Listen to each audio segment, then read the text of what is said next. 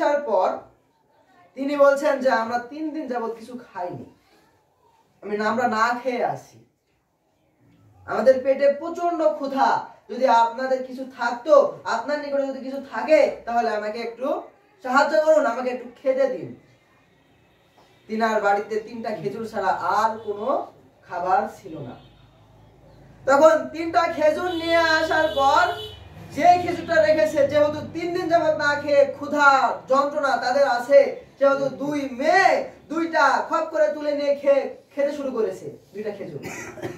মা যখন মায়ের জন্য যে একটা অবশিষ্ট আছে, মা যখন তুলতে যাবে সেই খেজুরটা, তখন ওই 2 মেয়ে 2 দিক থেকে আবার হাত বাড়িয়েছে।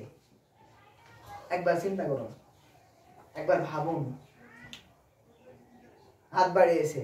তখন মা না খেয়ে ওই খেজুরটাকে অর্ধেক করলেন, অর্ধেক করে 2 ভাগ করে 2 মেয়েকে ভাগ করে দিলেন, মা না খেয়ে। এটা হলো মায়ের ভালোবাসা। হাদিসের বর্ণনা করলাম। বাস্তবতায় মুফতি আমির হামজাকে সবাই চেনেন। মুফতি আমির হামজা কিছুদিন আগে উনি কারামুক্তি পেয়েছেন, আলহামদুলিল্লাহ, জেলে ছিলেন, কারামুক্তি পেয়েছেন। তো উনি বলছে আমার এক ভার্সিটির বন্ধু ছিল, এখন সেই ভার্সিটির বন্ধু বিদেশ থেকে ডক্টরেট করেছে, বিদেশে পড়াশোনা করেছে, মেবি আমেরিকায় পড়াশোনা করেছে। এখন তার মা বৃদ্ধাশ্রমে আছে। একটা কথা আমি সব সময় বলি, আপনার সন্তানকে আপনি যদি সুশিক্ষায় শিক্ষিত না করতে পারেন, বৃদ্ধ অবস্থায় বৃদ্ধ বয়সে গিয়ে আপনার সন্তান আপনার সাথে এমন বিহেভ করবে, আপনার সাথে এমন ব্যবহার করবে যেটা আপনি আশা করেননি। একটা সন্তানকে 18 বছর 25 বছর যাবত মানুষ করার পর আপনার সন্তান আপনাকে আলাদা করে দিবে, এটা আপনার দোষ, প্রথম থেকে আপনি সুশিক্ষায় শিক্ষিত করতে পারেননি। একজন আমেরিকায় থেকে পড়াশোনা করে এসেছে, লন্ডন থেকে পড়াশোনা করে এসেছে, আজকে বাংলাদেশে বৃদ্ধাশ্রম আছে, শত শত হাজার হাজার বৃদ্ধাশ্রম।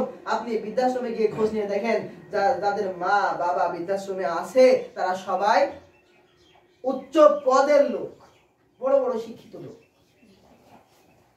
কিন্তু যেটা ইসলামের শিক্ষা, সেই শিক্ষা তাদের মধ্যে নেই। আজকে যারা কারা একসাথে আছে, রিক্সা চালক, ভ্যান চালক, তাদের মা বাবা, মানে গরিব যারা, তাদের মা বাবা একসাথে আছে, ছেলে মেয়েদের সাথে একসাথে বসবাস করছে। তো আমির হামজা বলছে যে আমার সেই বন্ধু